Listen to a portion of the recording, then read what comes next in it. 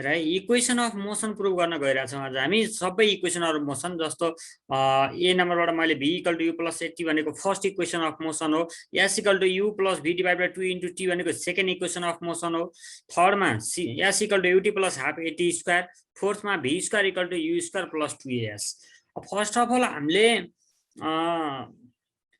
v equal to u plus a t prove गर्नुपर्ने छ v equal to u plus a t prove गर्नको लागि हामीले यो सबैको लागि है सबै केसको लागि यो माथिका कुराहरू भनेको सबैको लागि कमन चिज हो त्यति बुझ है माथिको कुराहरू सबैको लागि कमन चिज हो अब के कुरा बुझौँ भनेदेखि consider a body moving on a straight line कुनै एउटा बडी छ रे त्यो के गरिरहेछ रे भनेदेखि स्ट्रेट लाइनमा यसरी मुभ गरिरहेको छ रे है स्ट्रेट लाइनमा मुभ गरिरहेको छ रे आफ्टर टाइम टी समय पछाडी त्यो के गर्यो रे भनेदेखि s डिस्प्लेसमेन्ट कभर गर्यो अथवा s डिस्टेन्स कभर गर्यो र त्यो सुरुमा इनिशियल भेलोसिटी u बनाएर दौडिरहेको थियो फाइनल्ली कतिमा पुग्यो त यो v मा पुग्यो र यहाँनिर v मा गएर रोकियो अथवा फाइनल भेलोसिटी सर्टेन आयो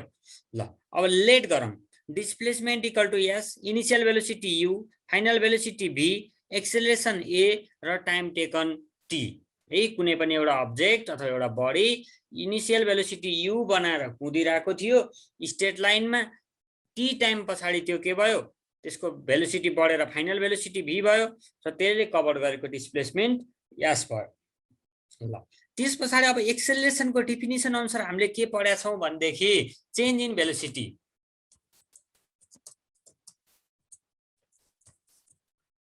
velocity divided by time taken हो नि त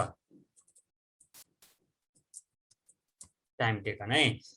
एक्सेलरेसन भनेको के पढाएको थियौं change in velocity divided by time taken पढिरहेको थियौं भनेपछि और acceleration a change in velocity भनेको के हो final velocity minus initial velocity हो कि होइन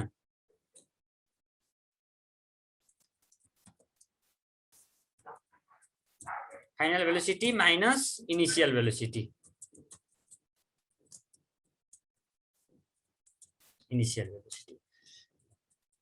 यहाँसम्म कुरा क्लियरै छ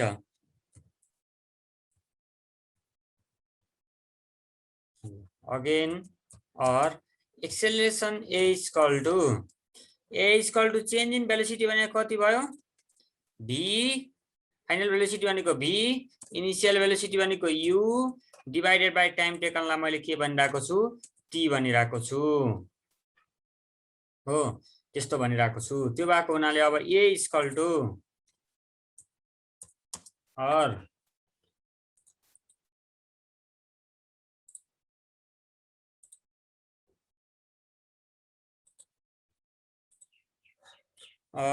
a equal to a times t गरौँ है a times t equal to v minus u भयो और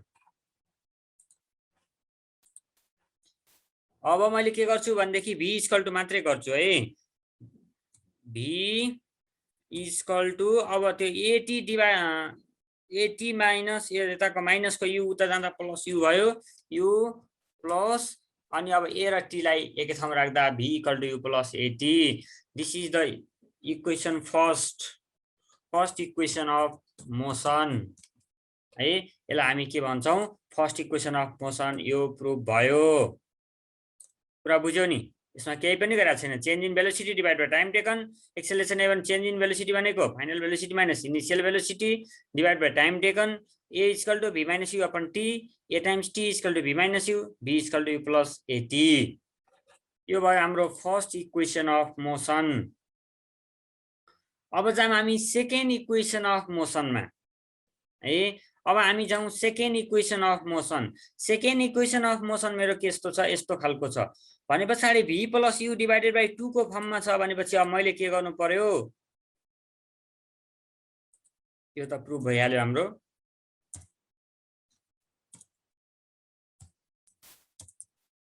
सेकेन्ड इक्वेसन अफ मोसन को लागि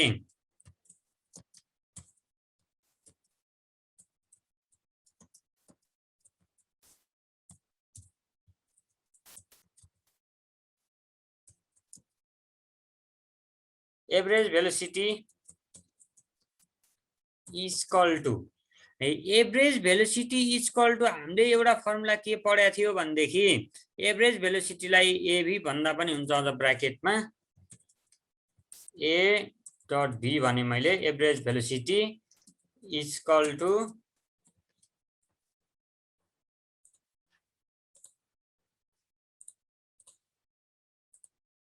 भी प्लस यु डिवाइडेड बाई 2 भनेर पढिरहेको छौँ है हामी एभरेज भेलोसिटी भनेको यस्तो पढिरहेका छौँ एभरेज भेलोसिटी भनेको के रहेछ इनिसियल भेलोसिटी र फाइनल भेलोसिटीलाई एड गरेर 2 ले डिवाइड गर्ने अगेन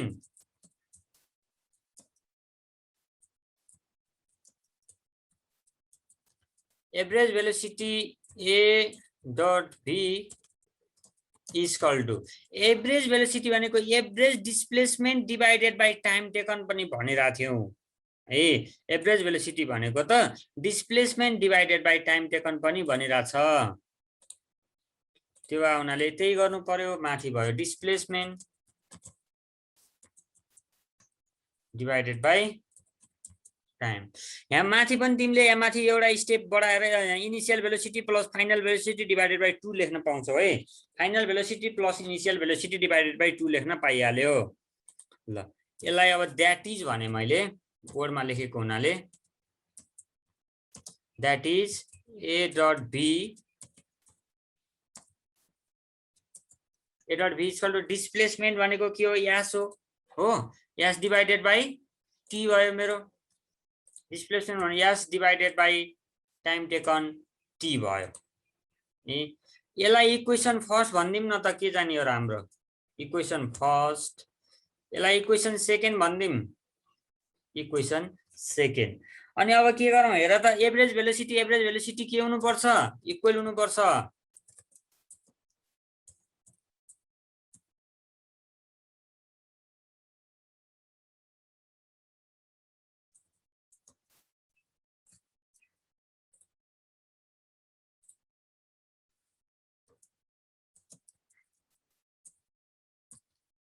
अलि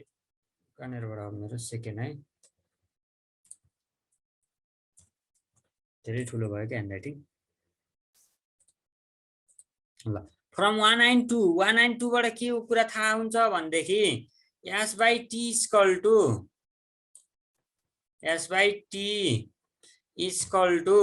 मेरो के हुने रहेछ v plus u upon t ए s by t equal to v plus u upon t अनि अब यसलाई अर भनौं sir v plus u upon 2 की t 2 माथि जे छ त्यही मैले कहाँ टी भनिरहेको छु अब s इक्वल टु है s इक्वल टु त्यो t उता मल्टिप्लाई गर्न जान्छ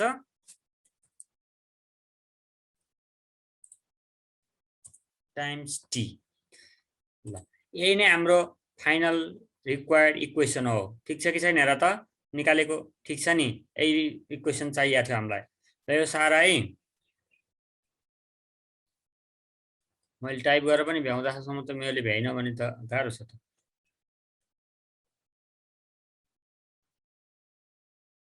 s equal to u plus v अथवा v plus u divide by 2 into t भयो यो भयो हाम्रो सेकेन्ड इक्वेसन अफ मोसन है यो भयो हाम्रो सेकेन्ड इक्वेसन अफ मोसन अब third equation of motion prove गर्नु पर्यो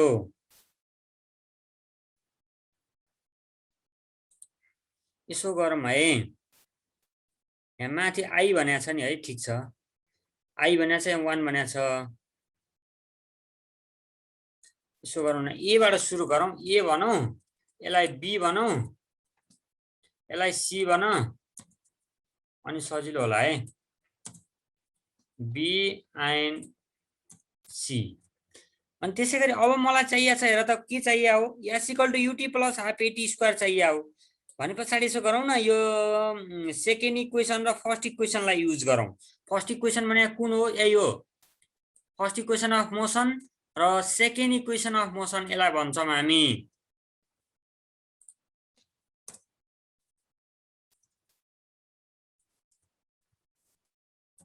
फर इक्वेसन अफ मोसन और थर्ड इक्वेसन अफ सेकेन्ड त त्यो भइहाल्यो थर्ड है third equation of motion from the equation 1 and 2 भन्दा पनि 1 and 3 भन्दा पनि हुन्छ नत्र यस्तो भनौँ है from first and second equation of motion अब मसँग एकचोटिलाई कपी पेस्ट गरौँ न त के जानी हो राम्रो है एकचोटिलाई कपी पेस्ट गरे मैले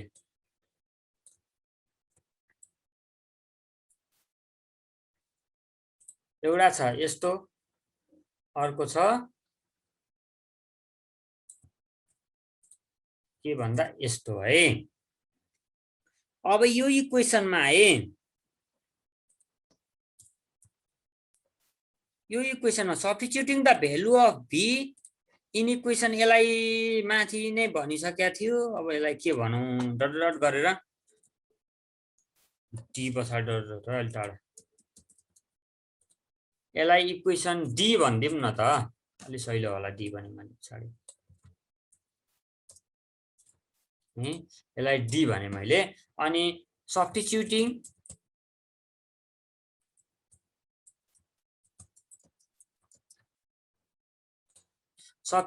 द भ्यालु अफ त्यो क्वेसन के हो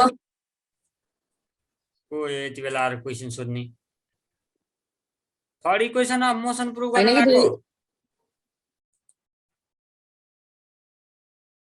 third equation of motion prove गर्न लाग्यो क्वेसन त्यही हो है third equation of motion prove गर्नको लागि फर्स्ट र सेकेन्ड चाहिँदो रहेछ substituting the value of v in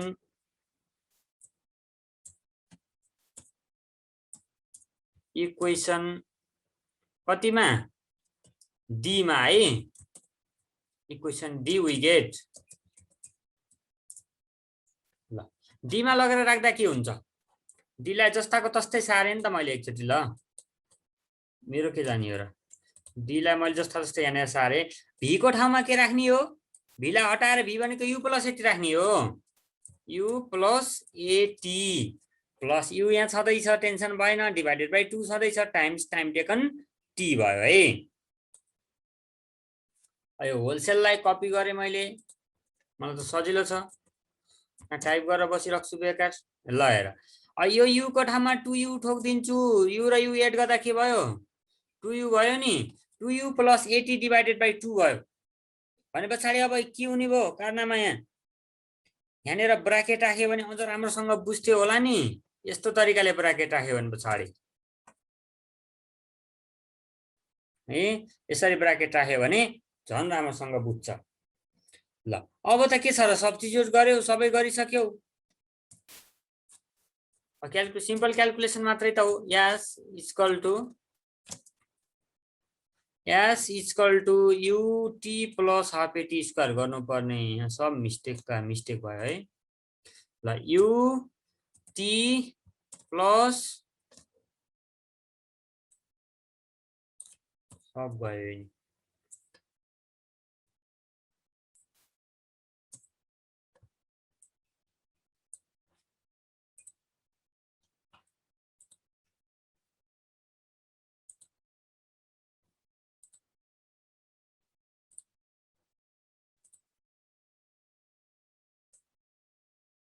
मैले सट्टै यसरी फालिदिन्छु क्या मिलेन कुरो भने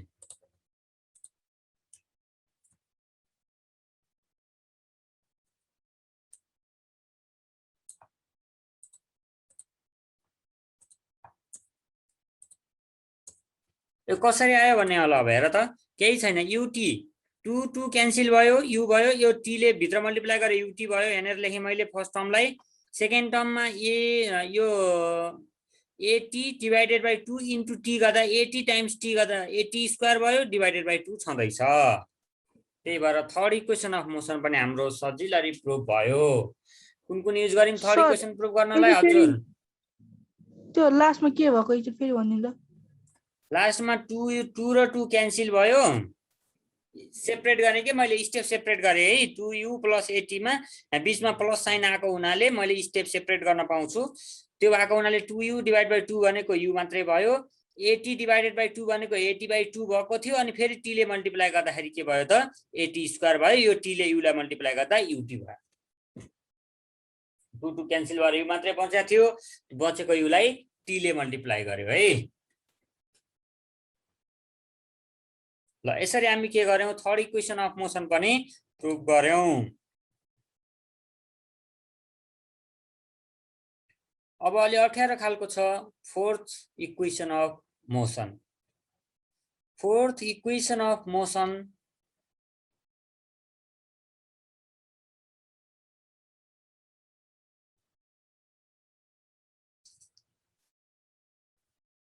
ल फोर्थ इक्वेसन अफ मोसन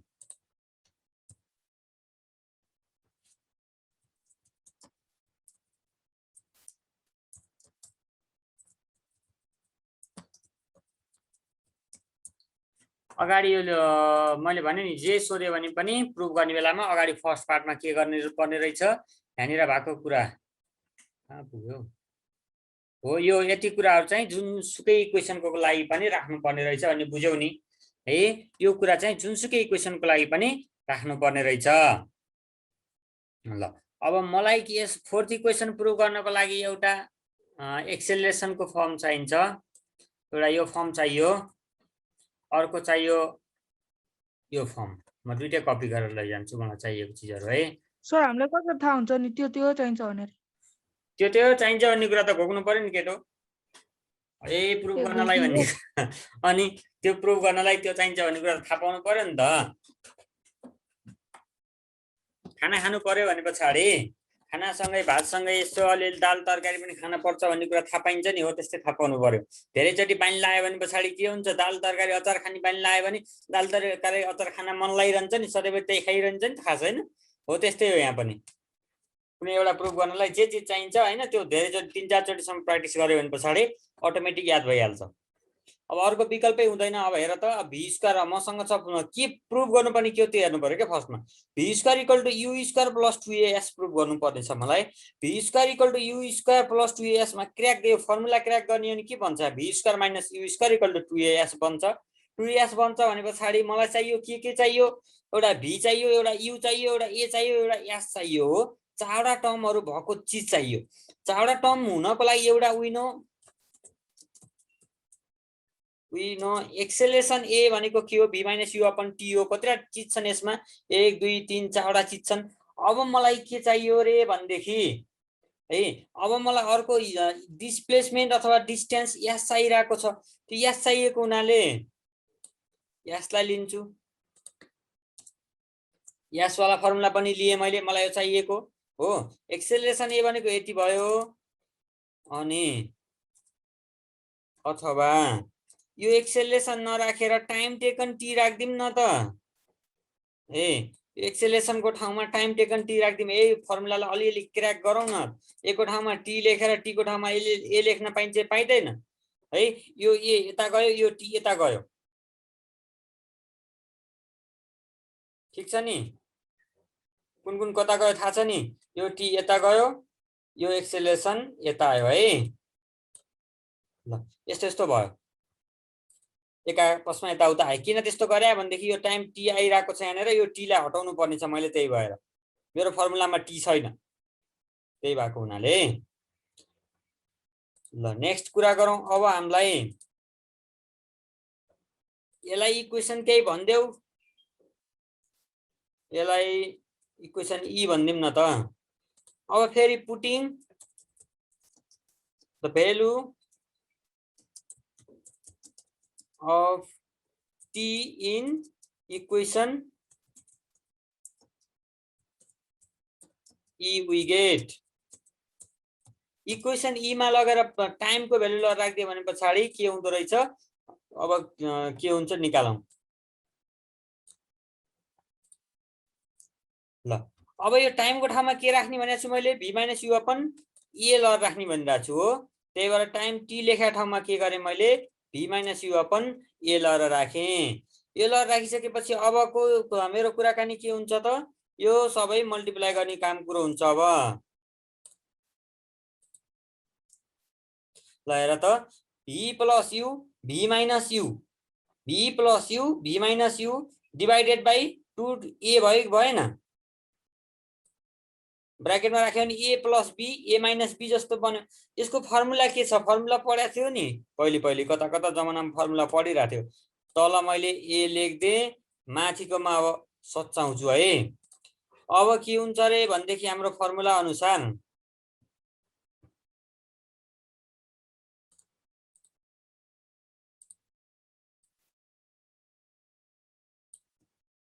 यहाँ 2a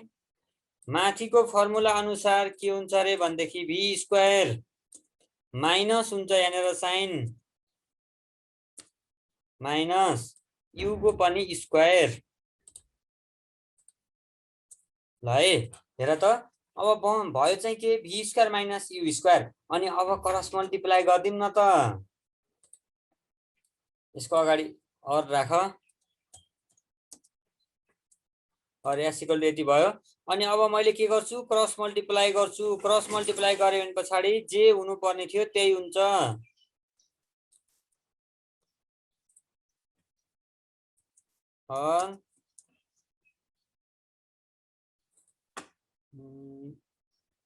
यसो गरौँ न